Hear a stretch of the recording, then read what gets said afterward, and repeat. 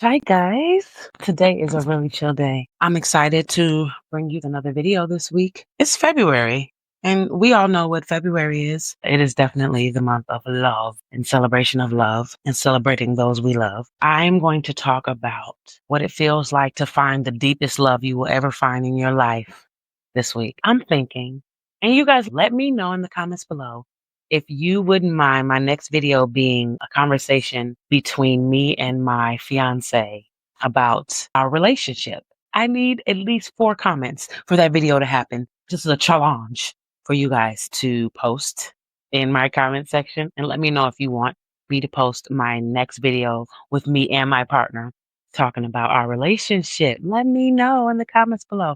I love wearing glasses, but I'm always afraid it's going to look weird on camera. So I always start with them because it's snazzy. And then I take them off so that we can get down to the nitty gritty.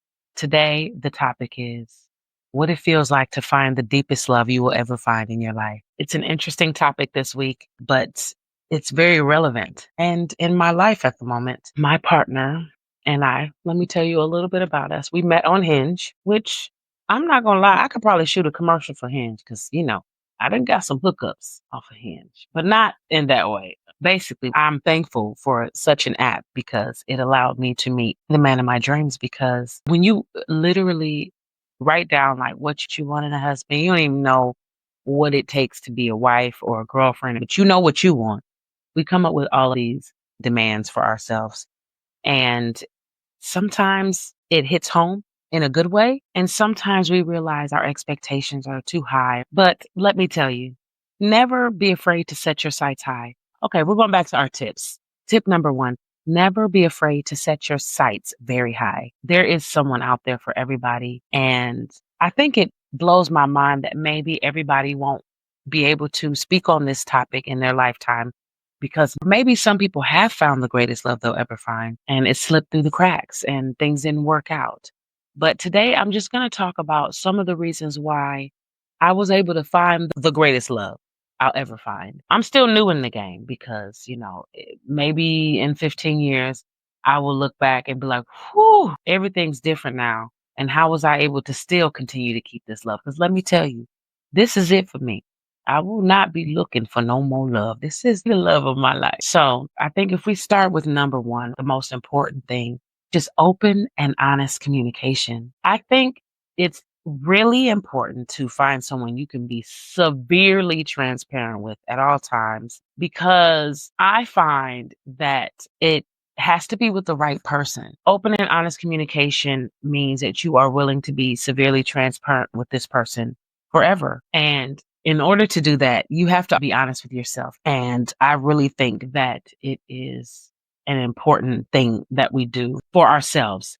In order for you to approach a relationship and be honest, you have to be honest with yourself.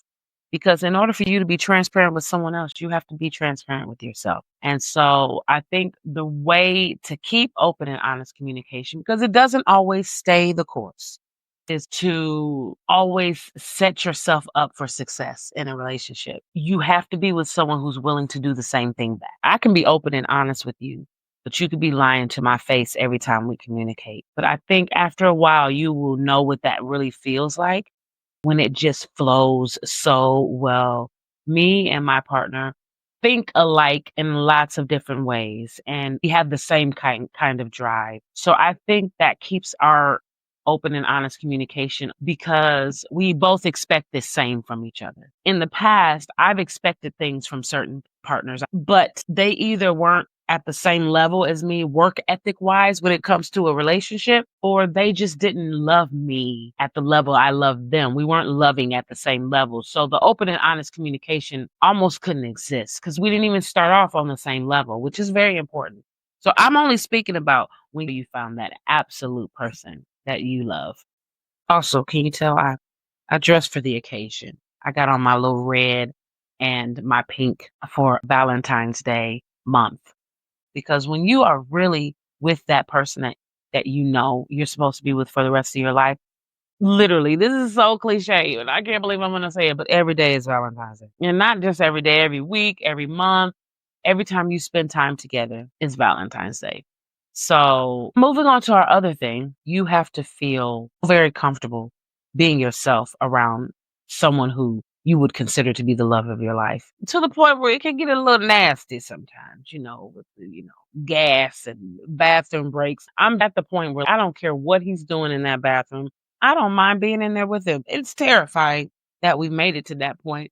But also early on in dating, if you're on the, phone with them and they don't mind doing number 2 while you're with them, that is good signs of someone who's very comfortable with you. So, I would give that a green flag. It's just, you have to be yourself. I can't stress this enough.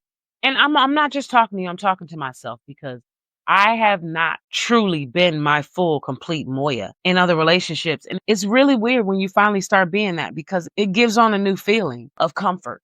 And I can't believe I get to be my really silly, really moody, really attitudinal, really over the top with emotions and crybaby. I get to be all of those things with this person. And each time they show their face, there's no judgment there. I mean, sometimes there is judgment and you have to break it down and explain.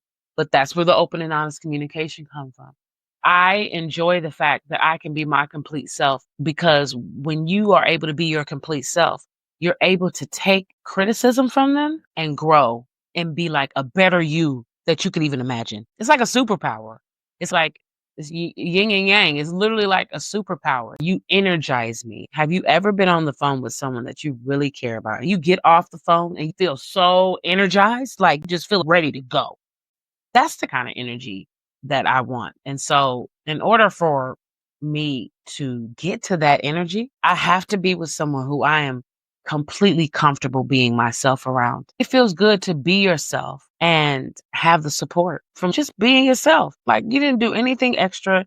You're not trying to impress anyone. You're just trying to do what feels good in yourself. And it feels really good to know that you can receive love from that. Okay, this is a really big one though. And I think that this is like a do or die in most relationships. It's the ability to resolve conflicts constructively together. When me and my partner moved into our now home together, we really struggled navigating because we were trying to get used to being in the same space with each other all the time. And that in itself was very rough. Listen, comment below if you would like to know some of the things I did to have more control, more patience, and more understanding with moving in with my forever partner. Comment below. Just leave a little comment below and let me know if you're interested in seeing a video like that. I think it is very important to find someone that you can get to the end of an argument with and have a resolution. I also don't like going to bed angry with no end in sight and no resolution. It doesn't feel good. It makes me very emotional, and I'm already an emotional being. Whereas my partner, sometimes he has to sit and ponder on things for long and then really think about how he processes his feelings through what happened. We're the opposite with that. I like to get it over with. I like to solve the problem immediately. I like to move forward. And he's the opposite in that aspect. So you'd have to have patience knowing that you're different in that area. When people have arguments and they blow up at the end of the argument, there's no resolution. You stop talking to each other for days. I've been there. I'm not saying I'm perfect. I'm not saying we're perfect. But if you always remember, tip number 2, always remember that you're on the same team. When it's all said and done, the ultimate goal here is not for you to win. It's for you guys to compromise. We had to learn how to listen to each other's feelings and compromise maybe what we need for what's right for both of us. It's a really hard thing to do. But we found our way and we're still finding our way. We're not there. We're just making our way there. And so that feels really awesome. I actually enjoy the fact that for most things, my partner likes to share in decision making with me. Like he likes to ask my opinion. My opinion matters to him. Like I matter. This relationship matters. My opinion matters. How I feel matters. I have never felt that much joy from a person like just completely feeling seen and heard and like I matter and what I do matters. Just feeling good about knowing that my partner's calling me to help him make a decision about something that may pertain to his life and his career, that we're making this decision together, that we have all these shared decisions that we have to make on a daily basis. And if I'm being honest, it's so much more fun and easy when you have somebody else helping you think. We live in this world where all of these decisions are up to us and all of the does anybody else feel humanly overwhelmed and overstimulated by all the life decisions that we have to make on a daily basis and the passwords we have to remember? Don't have kids because then you got to remember theirs too. It feels good to walk into a room and borrow someone's brain to help you make a decision about something. Someone who who puts you in mind with this decision making and helps you make logical, awesome decisions. Man, that feel good. I'm not gonna lie. I've been waiting for this my whole life. Shared decision making. It's a yes for me. I don't have no problems with it at all. This one's a good one. A sense of genuine connection and intimacy. Guys, I consider intimacy to be everything you're doing all day to get to that thing you might do at night in the bedroom. I consider intimacy when you grab the back of my neck and give me a little massage, or when you rub my shoulder because you just missed me, or when you text me and ask me and make sure I got to work okay because you want to make sure I'm safe. Oh, or when you ask me if I'm on my way home because you want to make sure I'm making it home okay. It's just a seriously shared connection. I'm not going to lie. I knew when I first met this man that we shared a real strong connection. Literally the moment I saw him. I don't know if it was love at first sight. I just know that it was connection at first sight. I just remember the first day we talked. I don't think there's been a day that we haven't, except a couple arguments here and there where, people was being ignored. But I've literally spoken to this man every single day since the day we started dating. And that shared connectivity, it bleeds into our intimacy. I'm grateful. I'm grateful. When both individuals feel empowered by their authentic self without the fear of judgment or manipulation. You see these earrings, girl power? Comment below if you like them. I'm an earringaholic. We'll get on that another time. But I feel so empowered by this relationship and this man. Even when I'm crying my eyes out and I'm having the worst day ever, I still, at the end of the day, find so much power in the love that we have. Love is powerful. It is power. And I believe that we have so much strength as a union. When I walk in the house and I see my man all sprawled out, not looking his best, and I can look him in the eye and be like, damn, he fine. And he does the same thing with me. My lowest times making me feel like the most beautiful person in the world. And it's with no judgment. When my hair be like this and he still think I'm gorgeous. There's nothing like it. I've never felt this type of empowerment. I encourage it and I want more of it. Anyway, I feel like we're getting towards the end of our video today. Thank you so much for tuning in this week with my video. This is the month of love. I think it's important to touch base and remind myself that I'm in a new place. I live in a different country.